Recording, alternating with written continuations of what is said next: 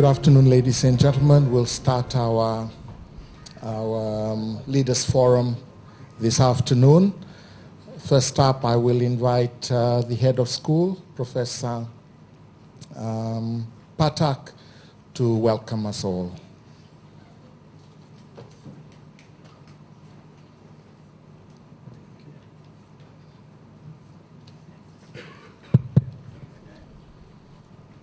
Our distinguished guest speaker, Mr. Kanti Tappoo. Our special guest for today's function, Deputy Vice Chancellor, Research and International, Professor John Bithell. Deputy Vice Chancellor, Learning, Teaching and Student Services, Professor Richard Cole. Deputy Vice Chancellor, Deputy Vice President, Campuses and Properties and Facilities, Professor Masaso Ponga. And Head of School and senior colleagues from Faculty of Business and Economics, Dean of Faculty of Business and Economics, Dr. Kasaya Saniloli, invited guests, ladies and gentlemen. On behalf of the Faculty of Business and Economics, Graduate School of Business, I would like to extend to you all a very warm welcome to this first Leaders Forum of this year. Our MBA program aims to ensure that our graduates have the skills, knowledge, and attributes that will make them effective leaders in today's challenging and turbulent business environment. Therefore, with this objective, Graduate School of Business is continuing Leaders Forum to keep our students relate the classroom learning to the realities and challenges of the work situation. Over the coming years, we will continue to invite Fiji's most successful entrepreneurs and chief executives. I'm sure many of you will be able to recall that in July last year, we had a most stimulating forum with Mr. Stephen Pitchler, former Managing Director and CEO of Fiji Airways. What distinguishes our MBA program is not only the curriculum, but the opportunity it provides to our students to meet and interact with the exemplary leaders from industry in forums like this one. The Graduate School of Business has been receiving wonderful support from industry, and we are delighted to host this first Leaders Forum of this year. We are indeed privileged today to have Mr. Kanti Tappoo as our guest speaker, who is a highly admired role model for businesses in Fiji. Ladies and gentlemen, a very warm welcome again to today's forum.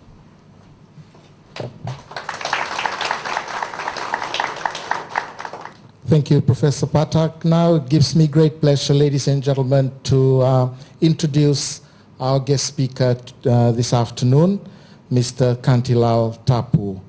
I'm proud to say Mr. Kanti Tappoo hails from my province, Singatoka. So for anybody from Kandavu or Rakiraki in the room, you need to be looking for somebody to come the next Leaders Forum. Yeah? Mr. Tappoo is the executive chairman for the Tappoo Group of Companies, a 70-year-old family-owned business. Most of us would have seen or would have enjoyed their services at the airport or in the cities that they have built within cities around the country, in Suva and soon in Lautoka, and we have it in Nandi and also in Singatoka. They have a wide-ranging investment portfolio ranging from retail to wholesale to manufacturing and bottling of beverages, real estate including hotels like the Novotel and Makua in Nandi, and motor vehicles as in the Kia brand and the Mahindra cars.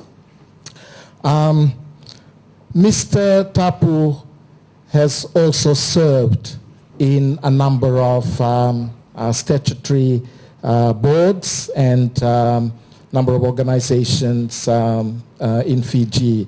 He served as a member of, as a chairman, or the first chairman of Amalgamated Telecom Holdings, Fiji's largest publicly listed company, and he's been a director of the Reserve Bank of Fiji.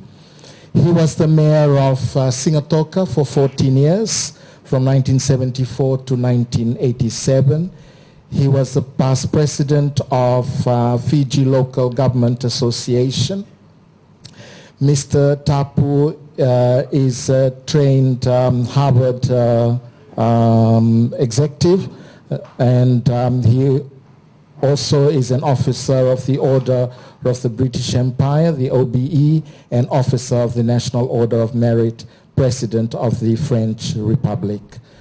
So, ladies and gentlemen, let's welcome Mr. Tappoo and show him our great appreciation, accepting our invitation to be the guest speaker tonight to share with us the story about Tappoos that's never been told before. What an opportunity for us at the Graduate School of Business this evening to hear from him. Let's welcome Mr. Tappoo, ladies and gentlemen. Okay. Distinguished professors,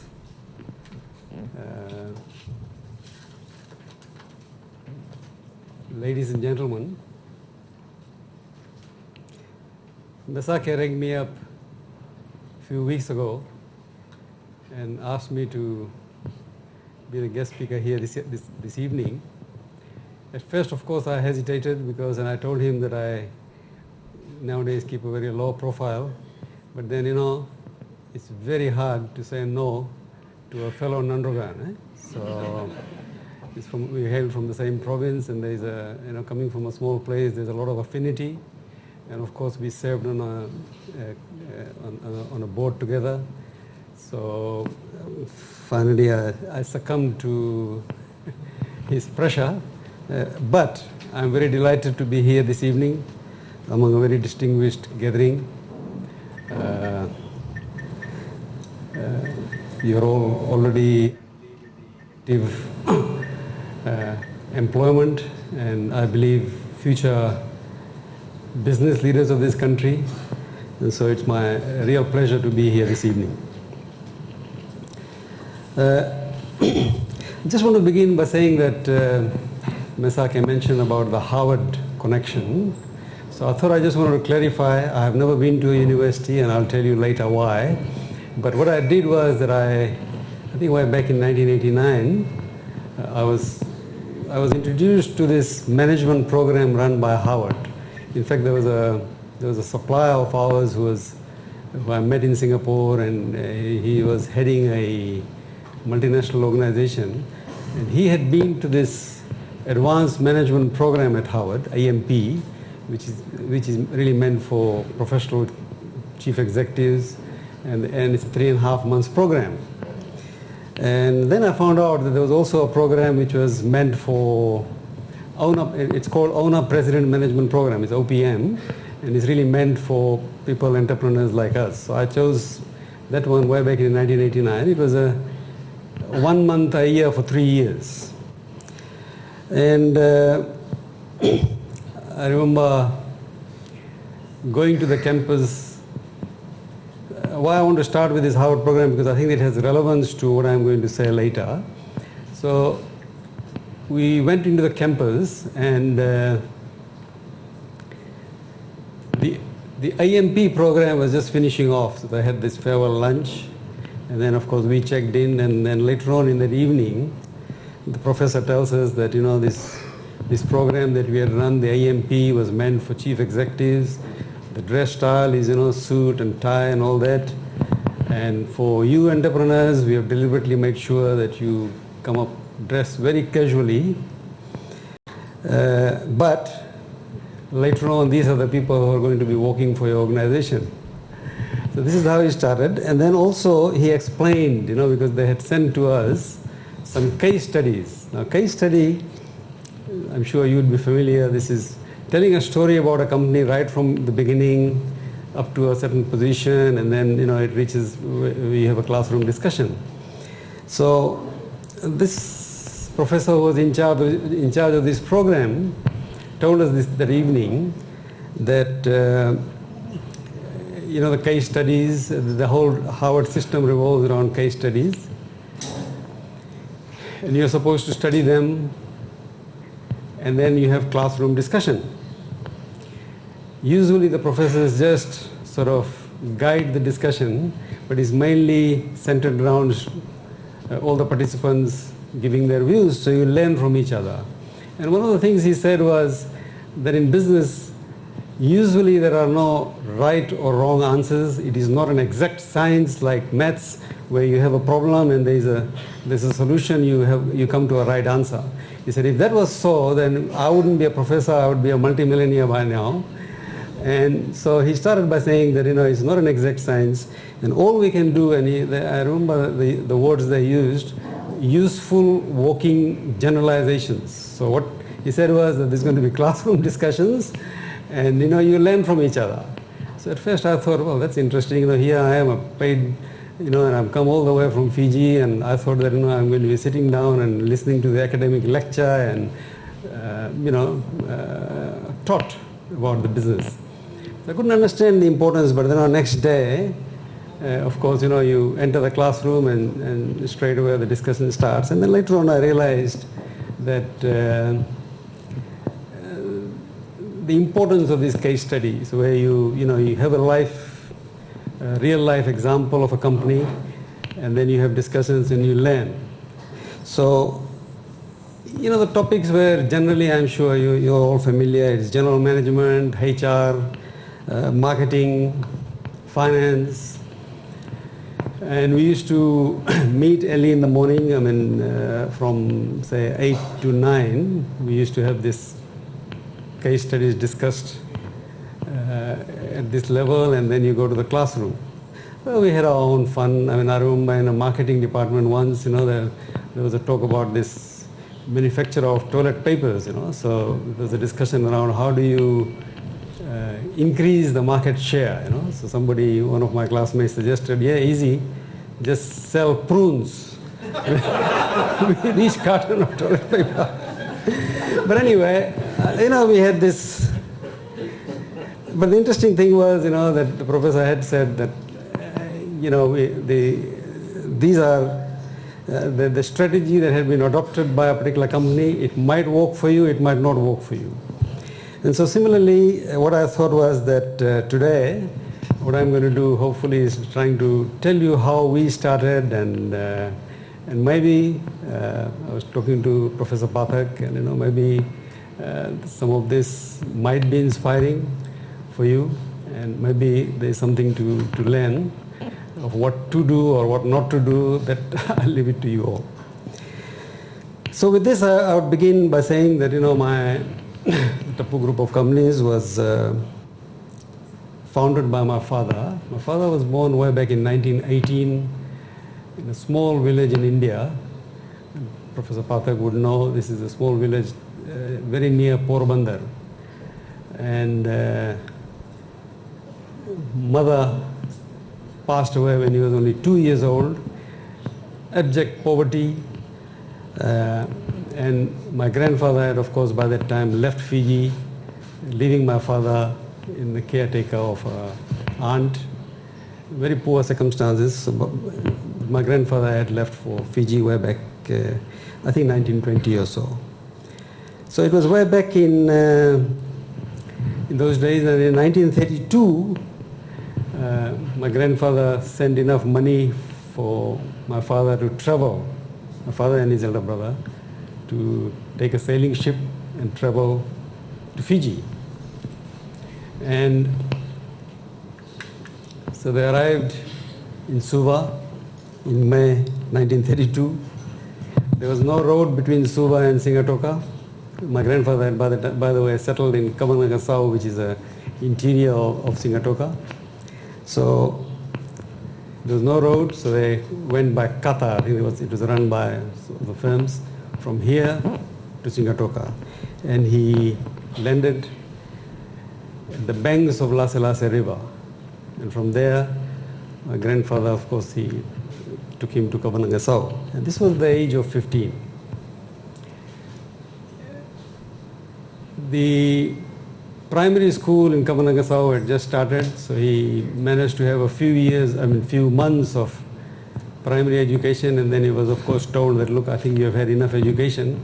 It's about time you start earn some money, do some work. So he left school and started this apprenticeship and everything, learning the trade, tailoring and all that. So it was a very, very tough years, working as apprentice and all that. And finally, in 1941, he managed to collect enough money to start a very small store. And there's a strip between Nayawa village and Las Vegas. I don't know those of you who are familiar with Sigatoka. And this is where he started his first shop. And of course, I was born in 1946. The Methodist Mission School was just next door. And that's where I went for my primary school. My parents encouraged me and my brothers to go to Sunday school. And we used to go to, in those days it was very popular, we used to go to the Sunday schools. And I still remember some moving classes conducted by Reverend Edward Caleb. I don't know whether any of you, it rings bell. Reverend Edward Caleb is, of course, 91 years old. Whenever he comes to Fiji, he's quite old now. He conducts prayers. He's a lovely man. And he used to, and this is where we were exposed to Christianity. Of course, we are Hindus. And my parents encouraged me to go to this Methodist primary school. Of course, in those days, there were no TV, there was no radio, etc. So children used to spend a lot of time outdoors. And we used to play, I used to play marbles with a good friend of mine, Tasere, who of course passed away recently, Tui Mandundu from Nayawa village. So we were very good friends, and he just passed away about a couple of years ago. And my father, as he built his small business, actually what he did was he started with jewelry, because my ancestors had some experience in jewelry making. And so he learned this art of handmade jewelry. And in those days, 1939 to 1945, the World War II, there were a lot of American soldiers coming to Fiji. So he made this handmade jewelry, which was very popular among American tourists. So this is where he probably made some money, enough money to start his business in 1941. And one of the first employees, his first employee was really a fellow called Bulo. We have a lot of admiration for him. We are, of course, quite young. He had come from Lomai Viti and he settled somewhere in the village. And he used to be like a family member. So a lot of our childhood we spent with him. Of course, he could only afford at that time. So Bulo worked for us. There was, in those days, people coming from Valley Road, it used to be like as if you're going to New Zealand. It was supposed to be quite far away. There was, it's quite difficult to come from Valley Road or Kabanangasau to town. And my father had built a lot of, by the way, he spoke very fluent Nandoga dialect. He was not educated. He didn't have chance to go to school other than the few months here and there. But he was very fluent in the Nandoga dialect. And the Chinese who had settled there, people of Chinese origin, so when they want to speak with each other, they used to speak in Nandoga dialect. So that's the environment we are talking about. And I remember there was one, and I forget the name now, it's Hamidullah, the Molvi. He used to come, he used to stay at our house, and I always remember that, of course, because coming from Valley Road, he'd come and spend 2 or 3 days at a time at our home. And here my parents would be doing their normal prayers, and he would be doing the Islamic prayer at our home. So the point I'm trying to make is that these are the early teachings that we had of exposing ourselves to the different ethnic groups, the different religion. And so always been brought up under that environment. And of course, after finishing my primary school, in those days we didn't have a secondary school in Sigatoka, so I went to Natambua High School. And that was again a very, very 4 years of staying in a boarding school. It was a very good thing for people like us. We had an exposure to the boarding school. And after, I want to say this with all modesty, that I managed to do very well. I used to always top the class or come second. And in those days, there were Fiji Junior and Senior Cambridge, which I managed to get grade A passes. But when I came after Senior Cambridge, at the end of the year, you come home for the annual holiday. And this is where my father then asked me that, look, I know you're quite good at school academically. You can always, if you want, pursue a tertiary career, be a doctor or engineer or lawyer or something. But I badly need you to join me in the family business. And I know that it will be a sacrifice, you will miss your tertiary education, but at least you'll be able to help me in educating the other brothers. We are 7 brothers altogether. I'm the eldest, and 6 brothers. At least you'll be able to educate them. I thought about it, and I decided, okay, I'm going to join him. And so it was with that spirit of sacrifice, that look, okay, I'll probably not be able to pursue my tertiary career, but at least I'll be able to help my father and educate the other brothers. So with that spirit, that thing in mind, I decided that, okay, I'm not going to complete. After 4 years, there was, of course, this UE. In those days, it was New Zealand University entrance. So when I came for holidays, I decided I'm not going to go back. While at Natambua, one incident is that one of the things I used to always admire, I don't know whether it happens now, but in the high school, there used to be this head boy, and head boy was always selected from the hostel. So one of the hostel, and I was staying, of course, in the boarding school, going from Singatoka. So one of the boarding school person is selected to be the head boy. So when I was in Form 3, Form 4, of course, head boys had a lot of powers, and I used to, if you're misbehaving, they'll give you a punishment, do grass cutting for half an hour or so. And I always thought that one day I hope I'm going to become a head boy and then dole out a similar punishment to people. But usually the head boy is reserved for the people who are doing UE. And of course I didn't return, but later on I was told that my name was there. Because in those days, you see, you go to the hostel, and there's a list there, and then they'll mention who the head boy is. So later on I was told that my name was there. And so whilst I do not regret making that sacrifice and not going to UE and not doing the tertiary education, one of the regrets I have is that I lost the chance of being a head boy. So when I joined the business, of course, it was a very, very humble.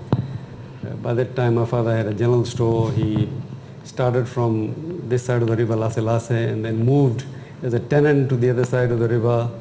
And then from there, he managed to buy a plot of land, which is where our main building is at the moment in Singatoka. So he bet that, and that's where he started. He wanted to construct the first commercial building. So when I joined the business, one of the first tasks, of course, was for us to construct that commercial building. And there were a lot of struggles in those days. The contractor had gone bust midway, so we had to find another contractor. Finally, we managed to complete the building. And then by that time, and I don't know, some of you might remember, Fiji was regarded as a duty-free port like Hong Kong and Singapore. And the big items for sale in those days were radios, tape recorders, photographic cameras, lenses, and Suva, the coming street, was famous for that.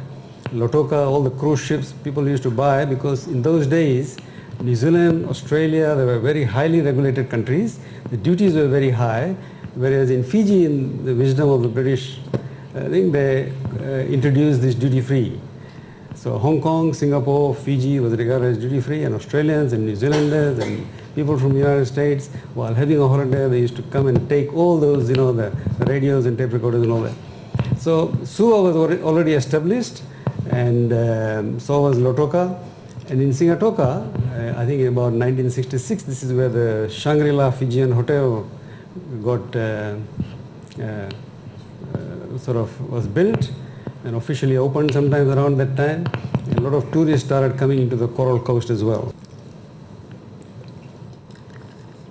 So I thought it'd be a good idea to start converting the small general store into so-called duty-free. And started changing a little bit and started getting some cameras and films and things like that.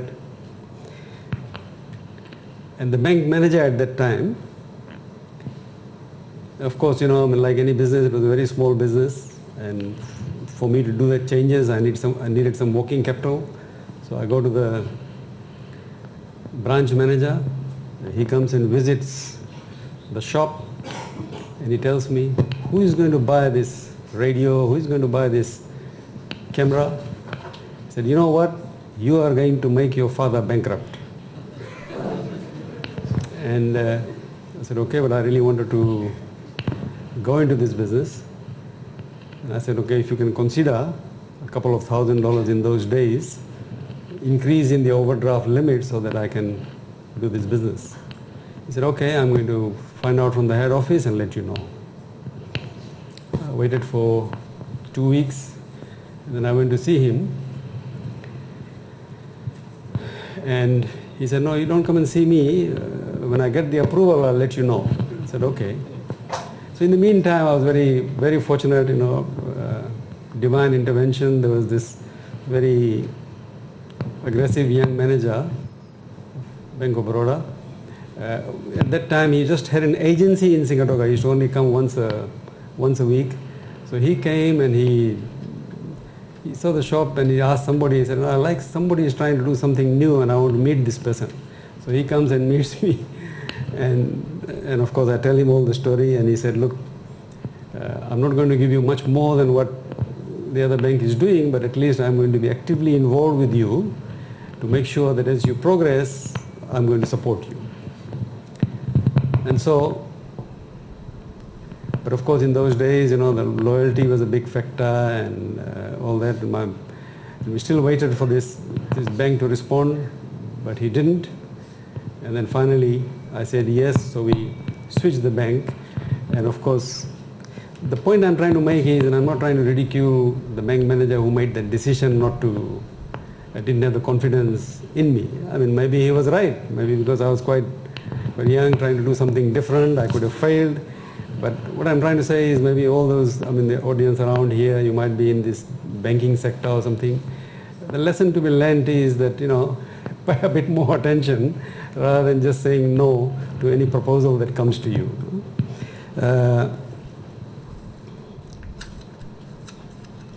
So, we then converted the business slowly into duty-free, and it started doing very well. We started getting tourists from all the nearby hotels and transformed the business into so-called duty-free.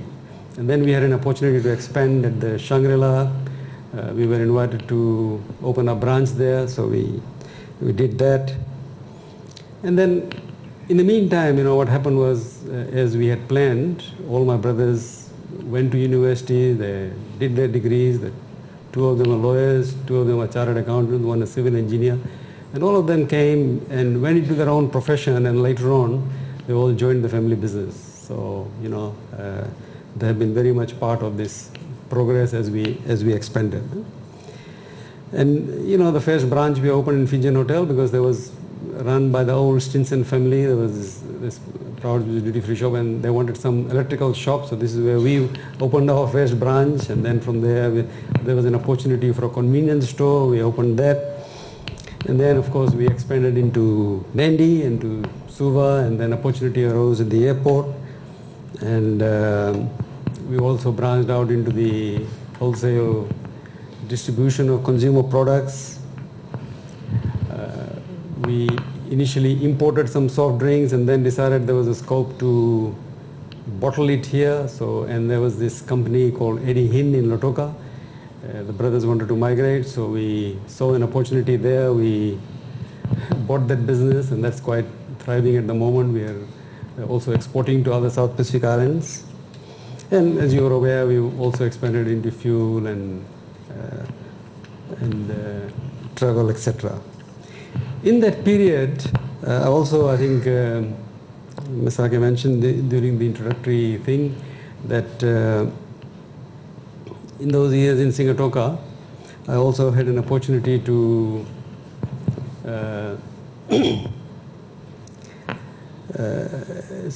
serve the town in the capacity as mayor. We had this local government, one man, one vote system in those days. And for 14 years I was elected unopposed. There was a lot of, that gave me this understanding that the support that I got, particularly from all the ethnicities, people of all religion, it's just amazing. And the confidence they had, because it was a small town, there was a group of dedicated people. It was a small town, and all we were interested was to develop the town. And one of the incidents I remember is, when I first became the mayor, and then I go to the town council office, and there was this health inspector and the town clerk. And the town was underdeveloped. There was a lot of land, and people wanted to build their buildings. And I go to the council office, and here's a health inspector with a ruler in those days, trying to measure that architect's plans and trying to somehow find a way of rejecting that application. So I said, well, what is happening here? So first of all, they'll wait for the statutory period of 1 month, and they'll handle, the application is there. After 3 weeks, they'll look at the application, and they'll desperately try to find ways of rejecting that application. So this is where I had to tell them, look, here it is, here's a town, we want development, we want people to invest. Here we are. Why don't you turn it the other way around? And I said, look, you find a way of, I don't want you to break any laws, but at least find a way of encouraging these people to develop. So these are some of the changes we made. We did a lot of other things. There's a group of people who were really joined me, and we had a very good team. In fact, so much so that we were the only council which ran as independents. We were not affiliated with any political party. And a lot of them left us alone. Of course, they tried. I think both the major two political parties at that time were the Alliance and the National Federation Party. I think both of them, one or the other, tried to field candidates against us, but they lost badly. So we carried on for a long time. And also, I think in those days, we also formed a movement called JCs. I don't know, some of you might remember. It was a great organization for young people. They were trying to get all the young people together and creating these leadership development programs. And we organized this first choral festival. Actually, we had a naming competition, and somebody suggested that we should call this a choral festival. And you wouldn't believe, in those days it was not known, that area was not known as Coral Coast. So it was really after that festival that people started naming that whole area as Coral Coast. And of course, serving as mayor was a delight, because after all it was our own small town. And there's a joke that I want to share. A mayor receives a call from a Tala one night, a priest, and says, look, can you arrange for somebody to come, and there's a horse lying dead in my compound, can you please send somebody down to remove it? And then the mayor says, look, you are a minister for religion, don't you think your first duty is just to bury the dead? So Tala replies, no, my first duty is to inform the next of kin. So that's, and just want to also talk about, as we have expanded, today, I've not gone too much into how we have expanded. I'm sure all this information is available in our corporate website, but I thought I'd just concentrate on some of these things which you will not find there. and hopefully you'll come to know that it hasn't been plain sailing even today. When you, I'm sure, of course, you have got a business background, so you would know that a lot of times people think that, oh, these big buildings and all that, but they don't know that a lot of it belongs to the financial institutions. So it's always a challenge. And HR, I want to talk to you about something about, we are very fortunate. We have people with us in the organization for a very, very long time. Some of them have served for 40 years, 50 years. Last year, there's a girl called Mere. She's still in our ND office. She completed her 45 years with the company. So we've had, being a family company, this is one advantage we have. We are interacting with them all the time, and there's a lot of loyalty. If at all we have lost people, it is through migration, something like that, but mostly not to our competitors. So this has, but what is happening, the reality is that at the moment, we have expanded quite a bit. Today we are employing more than 1,300 people. So recently, it's only recently we have set up this HR division, human resource division, and we're outside the box rather than just, of course, we're very, two of them are here. Aruj is an ex-USP student. I think he completed his commerce degree just a couple of years ago. And Arvind Mani is a teacher by profession. He's the only person in the organization. He's older than me by age. and the reason was that, for our family type atmosphere that we have created, we need somebody to always keep in touch. Of course, it's not always possible for us to interact with everybody, but Arvind is doing it very nicely, and coaching and mentoring our people. We also have corporate, we have formed a Tappoo Foundation. We've been involved in quite a few charity projects. A lot of this we don't advertise, some of them we do, and that has been our continuous. In fact, one of my brothers, Kamlesh, we call him Director for Spiritual Affairs because he's very much into this, and so we're doing that quite a bit as well. Just wanted to explain that, like any large family company, you go through a process. It starts with a founder, with an entrepreneur. He builds a business, he brings it to a certain level, and then other family members join in, and then actively manage the business, and then it reaches a stage where then they pass on and become owners, and it's managed by professional management, which includes, in case of family members, family as well as non-family members. Today we have a team of very, very experienced locals and expatriates and family members who are managing the company, and obviously we have set our sights higher. We will continue to expand as the opportunity arises.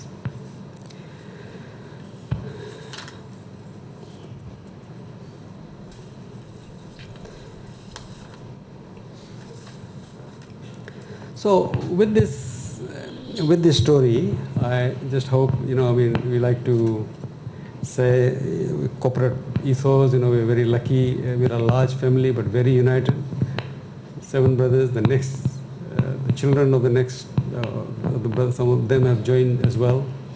And so, our corporate ethos revolved around unity. We like to believe ethics, respect for individuals, integrity, because we have given our family name to the store, so that brings additional responsibility to us. I was giving an example of the Kia cars that we represent. When our CEO first brought this to the board, we said, look, I'm sorry to say this, but because we have had so many bad experiences in the past, we said, look, before we get into the car business, we've got to make sure that our after-sales service is there, because otherwise it gives. So it's things like this. And before we actually even sold the first car, for about 18 months, we just did it in-house to make sure that we are ready to then sell. So this is our continuous effort. I'm not saying that we have been successful all the time and again we fail, but at least our aim there all the time is to protect the family name, protect the reputation, and try to do the best wherever we can. And of course, family business. There's a lot of passion in the family to do things. And ambition, I think that is very, very important. There is a saying that you got to run to stay where you are. You expand or perish, there's a famous saying. And there's also something we believe, that you always got to be prepared to take risks. There's a saying, you can do nothing wrong if you do nothing. So, with this in mind, we always try to take calculated risks. And the last point I want to make is, all of you here, I want to pay tribute to USP and the respected professors here for doing whatever they can to train the leaders of the future. I believe that organizations like us and other successful organizations will not have any problem in raising capital or access to finance to do projects. What is always going to be lacking is the people to convert those ideas into results. And this is where your all future already are, and you're going to be future leaders occupying important positions in your organizations. And these are the type of training that we need. We need more and more people, because like I said, there's a big shortage of good and skilled people at the top to be able to make things happen. Like I once again repeat, there's no shortage of capital. What we need is ideas and people to carry out those things to a successful conclusion. So with these few words, I want to thank you most sincerely for this invitation, and I'd be happy to answer any questions that you might have, bearing in mind that we are a private company, so I can't disclose too much of it.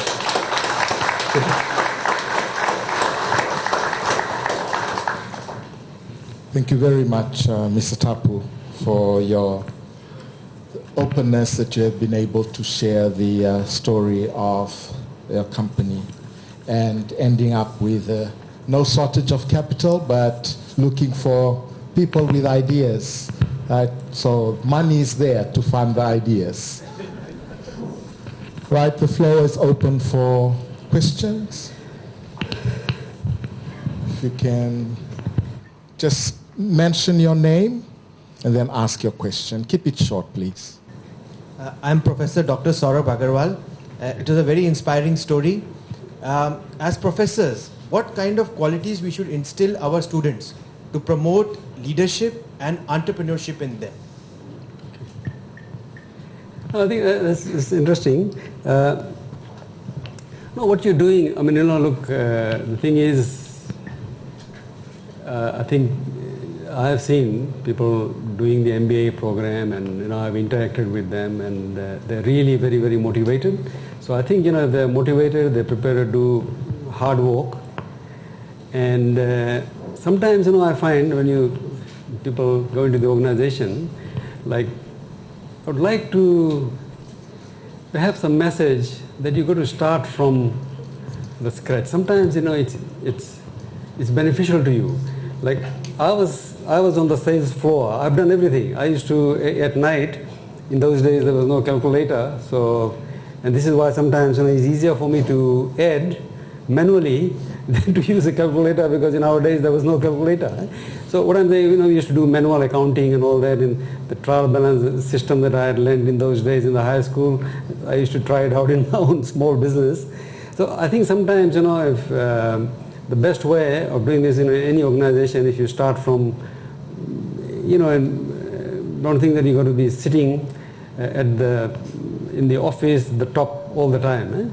The more you interact, the more you start from the scratch. If that attitude is there, then I feel that you'd go a long way. Thanks very much, Mr. Tappoo. It was a really, really very interesting talk. And just a couple of observations and then a question, if I may. The university's probably got the opposite problem to your company's got plenty of ideas and not enough capital.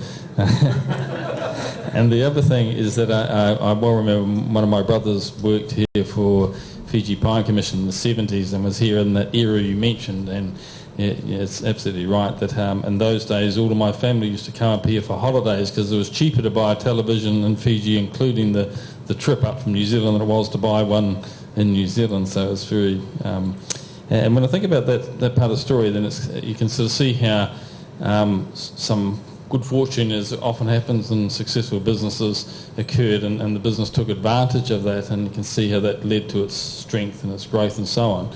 But I think what's most interesting about your story, from my point of view, is the loyalty of your staff. And you mentioned the staff member there for 45 years, and that's particularly impressive in a mobile work environment these days. And I'm just curious if you'd like to share with us what you think it is different about Tappoo's that inspires that type of loyalty and longevity in its staff. Thank you. Well, like I said, I think one of the things that was to our advantage, I suppose, was we're a large family. We're 7 brothers, all actively involved in business, and we have been able to interact with them all the time. So I think sometimes, I'm saying that this family thing also brings about loyalty. So I have found out that, I'll be very frank here, I found out that sometimes, people might not like a manager is reporting to, but then he's satisfied with the fact that at least when he's interacting with a family member, he values my work and all that. So family unity and the interaction does bring about that thing. But I'm being very practical here.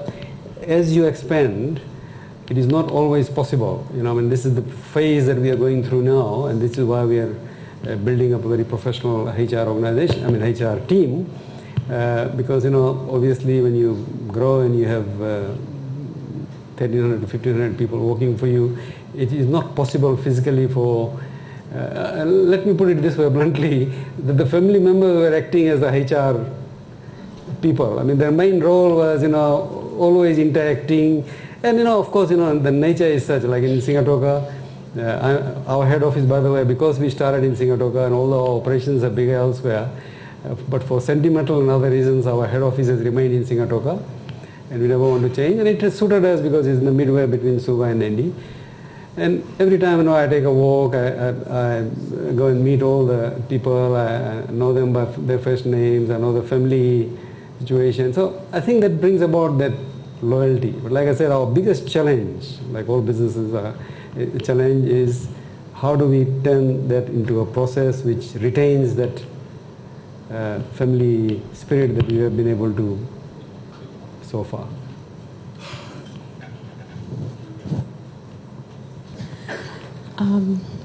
I'm just interested to know, you have 7 siblings in the company, and it's interesting to know that, and wonderful to hear that in the company there's loyalty and unity.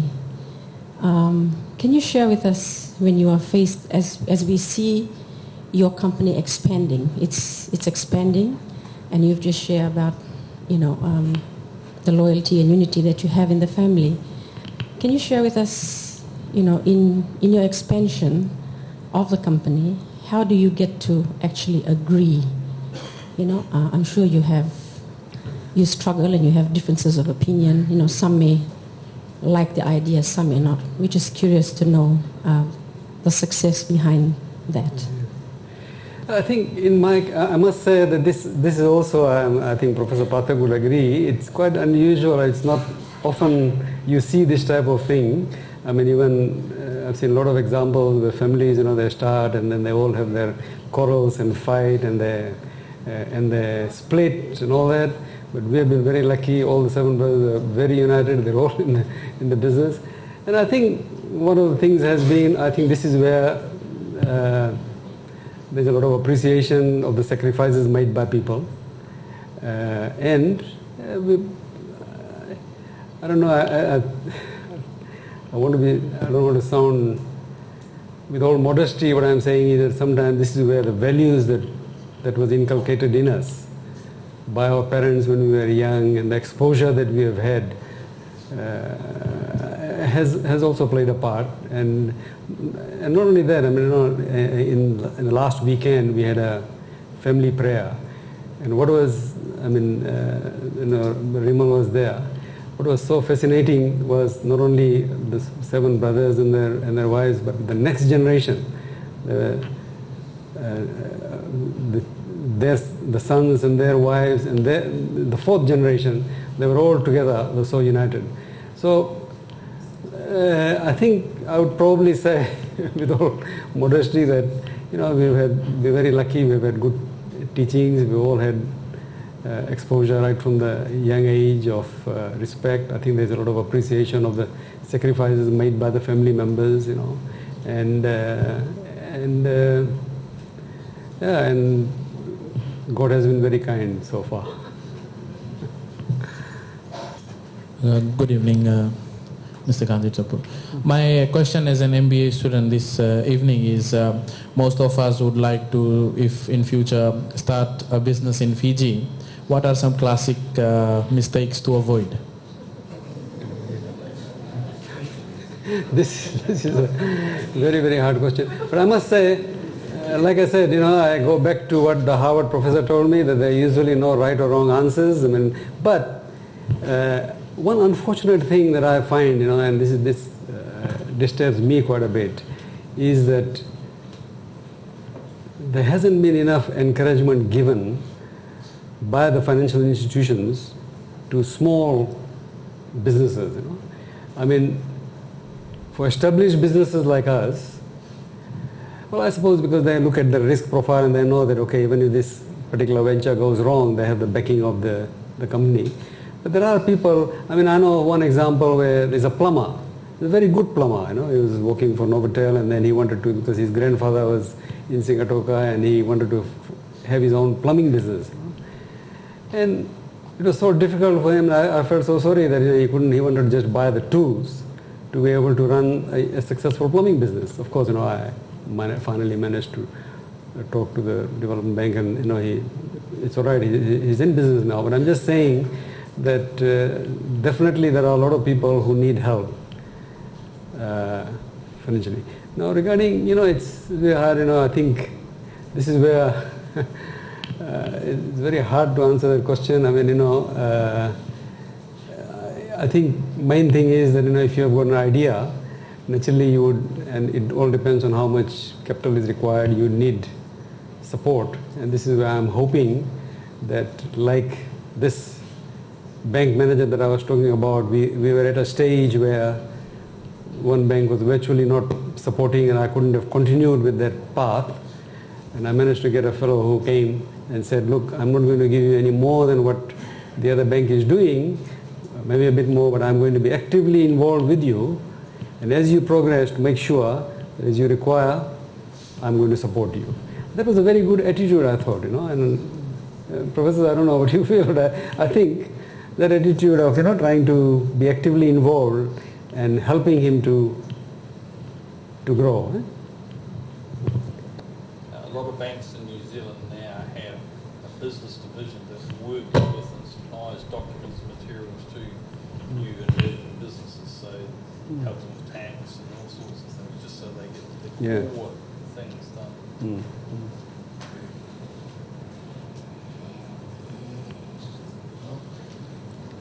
Okay, maybe last question. Yeah. Thank you, Mr. Tappoo, for the beautiful speech that you've given.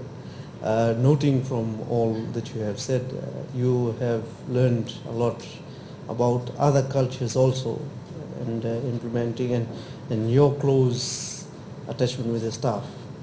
You have also mentioned that now you are working towards getting a professional HR team. And that to me seems that there's going to be a change with the staffs that will be involved. Have you started to see the effects of that change? Or what do you think would probably be the effects of the movement of the family members out from the picture acting as HR and getting a new specialized HR team in? No, the family members are very much involved. Even now, and they will continue. But we are just preparing. Ultimately, everybody aging and all that, the process takes place. So we are preparing for the future. And this is where, when I'm just saying that, we have thought outside the box.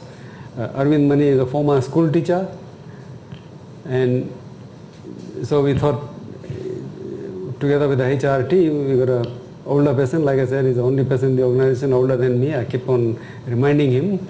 And so hopefully he's going to be like, where family cannot be, at least he can represent the family. But it is a challenge. I mean, I say this, it all sounds very glamorous from outside, but there are a lot of challenges that we face all the time, and I'm sure all businesses do. And this is what business is all about. And like I've said in the beginning, there are no right or wrong answers. We have also made a lot of mistakes in life. And I believe it's a continuous learning exercise. And this is where you're very fortunate. You, of course, theoretically at the moment, but you're being taught how to keep learning. Well, I think just to end, Mr. Tappoo, just a question for me. I'm always curious about your logo, the Tappoo logo. Yes, the two birds and... Yeah, this was designed actually by a friend of mine years back. And if you look at the blue logo, it represents the ocean, the land, the bird. And of course, you've recently seen now, we've introduced another bird, so that's signifying the next generation coming up. So it's worked well for us. I think, I hope people here like it, and... Thank you very much, Mr. Tappoo. We now call on Mr. Meet Chand to move the vote of thanks. Thank you once again. Our chief guest this evening, the Executive Chair of the Tappoo Group of Companies, Mr. Kanti Tappoo, our Deputy Vice Chancellors, respective faculty heads, my fellow colleagues, ladies and gentlemen, it's my pleasure to move the vote of thanks this evening. Peter Duncan once said, when you see a successful business, someone once made a courageous decision. Decisions make or break a vision and create the roadmap to success or failure. This is a living example of the Tappoo Group of Companies, which had a humble beginning from the small town of Singatoka. I can proudly say I hail from Singatoka. Oh, great. That's a good one. And now regarded as one of the top companies in Fiji. As you delivered your message to us today, you, sir, have portrayed that not only hard work creates successful venture, but perseverance, integrity, and sound business environment knowledge are vital ingredients adding up to a success story like yours. Many of us here will agree that reading theories from textbooks and getting grades does not create leaders on their own. Inspiring people and getting inspired does. What we are learning on in MBA as students is the knowledge, but for us to explore the possibilities and opportunities that arise from it are endless. When personalities like you, sir, stand among us to inspire, there are instances many of us think after listening to your successful story. Are we doing it right? Are we in the right profession? Or some of my creative colleagues might be simply thinking, I just wish I was him. Whatever we might be thinking, the fact remains, dreaming never gets you anywhere. Once again, sir, thank you for your time, your patience to listen to my colleagues' questions and providing a response. Thank you for joining us here today at Graduate School of Business Leaders Forum. Once again, I wish to thank our Deputy Vice Chancellors and the respective USP heads for joining us here today. I wish to thank my colleagues and the teaching staff who posed questions on the floor today. I want to thank those of you who had a question but didn't get time to pose those questions. I wish to apologize to you. I wish to thank all those of you who had a question but didn't get the courage to ask that question. Thank you. And to all of you who are still thinking how this 1 mark will add to your grade, thank you for attending and have a great evening, ladies and gentlemen.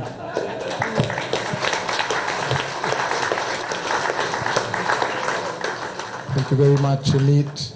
May I now ask Professor Pathak to present Mr. Tappoo as a token of appreciation, a small gift.